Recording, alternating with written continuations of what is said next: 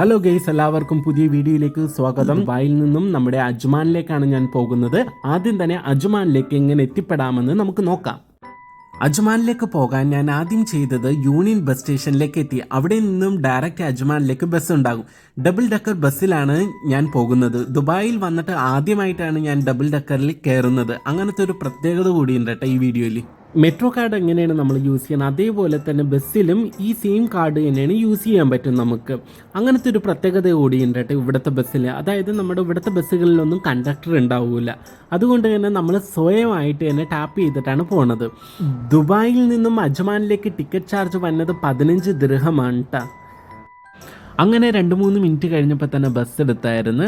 പിന്നെ വേറെ ഒന്നും നോക്കിയില്ല, നമ്മുടെ ബസ് സ്റ്റാർട്ട് ചെയ്ത്. അപ്പം ഞാൻ പുറത്തെ കാഴ്ചകളൊക്കെ ഇങ്ങനെ നോക്കിക്കൊണ്ടിരിക്കണമായിരുന്നു. കാരണം എന്ന് വെച്ചാൽ ഞാൻ അജ്മാനിലേക്ക് ഫസ്റ്റ് ടൈമാണ് പോണത്. അപ്പോൾ ഈ റൂട്ട് ഞാൻ ഇതുവരെയായിട്ടും കാണാത്തതുകൊണ്ട് എനിക്ക് പുതിയ പുതിയ കാഴ്ചകളായിരുന്നു. അതുകൊണ്ട് തന്നെ ഞാൻ ആസ്വദിച്ച് തന്നെ കാഴ്ചകളൊക്കെ കണ്ടുകൊണ്ട് തന്നെ ഇരുന്ന് വെച്ച്.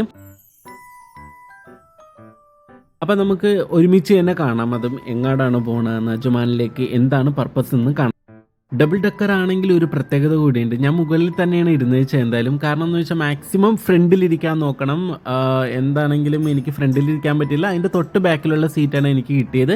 പക്ഷേ അവിടെ ഇരുന്നാലും നമുക്ക് ഈ 3 സൈഡിലെയും കാഴ്ചകൾ കാണാൻ പറ്റും. തൊട്ട് റൈറ്റ് സൈഡിലും ലെഫ്റ്റ് സൈഡിലും ഫ്രണ്ടിലെയും കാഴ്ചകൾ പെട്ടെന്ന് കാണാൻ പറ്റും നമുക്ക്.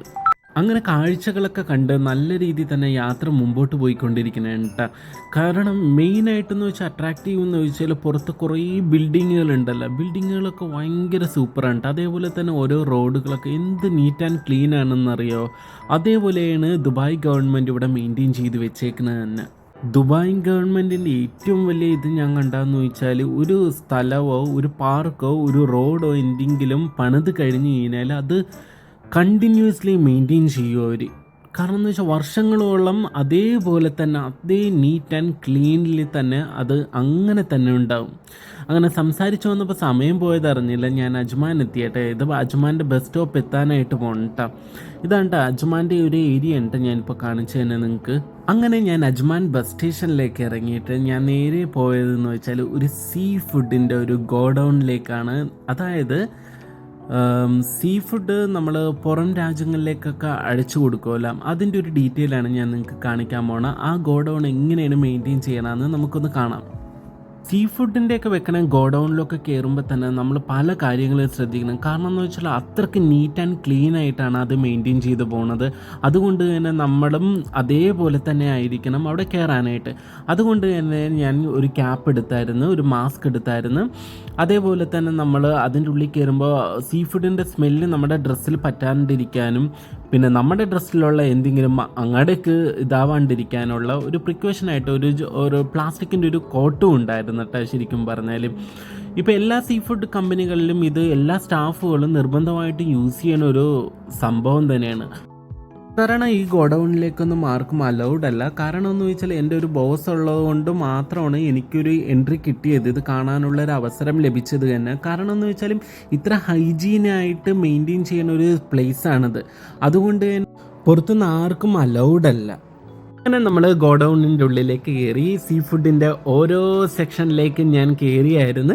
അപ്പോൾ ഇവിടെ ചെയ്യുന്ന പ്രോസസ്സ് എന്ന് പറഞ്ഞു കഴിഞ്ഞാൽ ഓരോ ഫിഷുകളും പിന്നെ പുറത്തേക്ക് കിടക്കേണ്ട കുറേ സംഭവങ്ങളുണ്ട് ഇവിടെ. കുറേ ഫിഷിൻ്റെ പേരുകളും കുറേ ഐറ്റംസിൻ്റെ പേരുകളൊന്നും ഷെൽസൊക്കെ ഉണ്ട് കേട്ടോ. അതിൻ്റെ ഡീറ്റെയിൽ ആയിട്ട് എനിക്ക് അറിഞ്ഞുകൂടാ, എന്നാലും ഞാൻ ആസ്വദിച്ചായിരുന്നു. അങ്ങനെ ഓരോന്നൊക്കെ ക്ലീൻ ചെയ്തിട്ട് അവർ അത്രക്ക് ഹൈജീനായിട്ടാണ് ഇവിടെ മെയിൻറ്റെയിൻ ചെയ്ത് വെച്ചേക്കണം. അതൊക്കെ ക്ലീൻ ചെയ്തിട്ട് നമ്മൾ പുറം രാജ്യങ്ങളിലേക്ക്, ജപ്പാൻ, കൊറിയ അങ്ങനത്തെ കുറേ രാജ്യങ്ങളിലേക്കാണ് ഇവർ കയറ്റുമതി ചെയ്തുകൊണ്ടിരിക്കുന്നത്. ഇനി ഞാൻ അടുത്ത് ചെല്ലാൻ പോണോ കോൾഡ് റൂമിലേക്കാണ്. കോൾഡ് സ്റ്റോർ എന്നൊക്കെ പറയുമല്ല, അതെന്ന് വെച്ചാൽ ഈ കോൾഡ് സ്റ്റോർ എന്ന് പറഞ്ഞാൽ -40 ഡിഗ്രിയാണ് ഇതിൻ്റെ ടെമ്പറേച്ചർ വന്നത്. അപ്പോൾ ഭയങ്കര തണുപ്പ് തന്നെയായിരുന്നു ശരിക്കും പറഞ്ഞാൽ. അപ്പോൾ ഇവരുടെ സ്റ്റോക്കൊക്കെ ഇവിടെ തന്നെ ഓൾറെഡി എടുത്ത് വെച്ചിട്ടുണ്ട്. അപ്പോൾ എന്നോട് പുള്ളി പറഞ്ഞ് വേറൊരു കോൾഡ് സ്റ്റോറും കൂടി ഉണ്ടെന്ന് പറഞ്ഞ്. അപ്പോൾ അതിലേക്ക് ഞാൻ പോയിക്കൊണ്ടിരിക്കുന്നതാണ്. അവിടെ എന്ന് വെച്ചാൽ ഇതിനും ഭയങ്കര തണുപ്പായിരിക്കും. കാരണം എന്ന് വെച്ചാൽ -60 ഡിഗ്രിയാണ് തണുപ്പ് വന്നത്. അപ്പം ഞാനൊന്ന് അതിലേക്കൊന്ന് കയറി കാണിച്ചു തരാം. എന്ന് വെച്ചാൽ ഞാൻ മൊബൈലുമായിട്ടാണല്ലേ കയറിയത്. അപ്പോൾ എന്നോട് പുള്ളി പറഞ്ഞായിരുന്നു മൊബൈൽ പോലും നമ്മുടെ പെട്ടെന്ന് ചീത്തായി പോവും ഇത്തരം തണുപ്പിലൊക്കെ മൊബൈൽ യൂസ് ചെയ്യണമെങ്കിൽ. അതുകൊണ്ട് തന്നെ ഇവിടുത്തെ സ്റ്റാഫ് പോലും മൊബൈൽ പുറത്ത് വെച്ചിട്ടാണ് ഈ റൂമിലേക്കൊക്കെ കയറണം. ക്ലീനിങ്ങും പാക്കിങ്ങും എല്ലാം കഴിഞ്ഞ പ്രൊഡക്റ്റുകളാണ് ഈ റൂമിൽ വെച്ചേക്കുന്നത്. ഇതും നല്ല ടെമ്പറേച്ചറിൽ തന്നെ ഉണ്ട് വെച്ചേക്കുന്നത്, നല്ല തണുത്ത ടെമ്പറേച്ചറിൽ തന്നെയാണ് വെച്ചേക്കുന്നത്. അതേപോലെ തന്നെ ഇനി ഇതിൻ്റെ പ്രൊസീജിയർ എന്ന് പറഞ്ഞാൽ ഇനി പുറം രാജ്യങ്ങളിലേക്ക് അയച്ചു കൊടുക്കുക. ഇറ്റലി പോലുള്ള രാജ്യങ്ങളിലേക്ക്, പിന്നെ ഞാൻ നേരത്തെ പറഞ്ഞ പോലെ ജപ്പാൻ, കൊറിയ എന്നീ രാജ്യങ്ങളിലേക്കൊക്കെ അയക്കാനുള്ള ഒരു സെറ്റപ്പിൽ വെച്ചേക്കണേണ്. ഇനി ഇപ്പം ഞാൻ ഗോഡൗണൊക്കെ കണ്ട് എനിക്ക് ഭയങ്കരമായിട്ട് ഇഷ്ടപ്പെട്ട പുതിയ ഭയങ്കര ഒരു കാഴ്ചകളായിരുന്നു, ഭയങ്കര എക്സൈറ്റഡ് ആയിരുന്നു. അങ്ങനെ പുള്ളി എനിക്ക് എക്സ്പ്ലെയിൻ ചെയ്ത് തന്നായിരുന്നു കേട്ടോ, ഒരു ഫാക്ടറി എങ്ങനെ ഹൈജീനായിട്ട് മെയിൻറ്റെയിൻ ചെയ്യാമെന്നും ഒരു ഹൈജീനായിട്ട് ഒരു പ്രൊഡക്റ്റ് നമ്മുടെ ഒരു രാജ്യത്ത് നിന്നും ഒരു രാജ്യത്തേക്ക് എങ്ങനെ സെൻഡ് ചെയ്യാമെന്നും ഡീറ്റെയിൽ ആയിട്ട് തന്നെ എനിക്ക് പറഞ്ഞു തന്നായിരുന്നു കേട്ടോ. എന്തായാലും നല്ലൊരു വണ്ടർഫുൾ എക്സ്പീരിയൻസ് ആയിരുന്നു. എന്നിട്ട് വേറെ ഒന്നുമില്ല ഇന്നത്തെ പരിപാടി. ഞാൻ നേരിട്ട് ഷാർജയിലേക്കാണ് പോകുന്നത്. ഇപ്പം ഷാർജയിൽ പോയിട്ട് ഞാൻ നേരെ എൻ്റെ റൂമിലേക്ക് പോകും. ഷാർജയിൽ പോകണമെന്ന് വെച്ചാൽ ലഞ്ച് കഴിക്കാനാണ് പോകുന്നത്. എൻ്റെ ഒരു ഫ്രണ്ട് ഇൻവൈറ്റ് ചെയ്തിട്ടുണ്ടായിരുന്നു. അപ്പം ലഞ്ചും കഴിച്ച് ഞാൻ നേരെ എൻ്റെ റൂമിലേക്ക് പോവുകയാണ്. അപ്പോൾ ഇന്നത്തെ വ്ളോഗ് ഇത്രേ ഉള്ളൂ. എല്ലാവർക്കും ഇഷ്ടപ്പെട്ടെന്ന് വിചാരിക്കുന്നു. അടുത്ത വീഡിയോ ആയിട്ട് വരുന്നത് വരെ എല്ലാവർക്കും ഒരിക്കൽ കൂടി ബൈ ബൈ.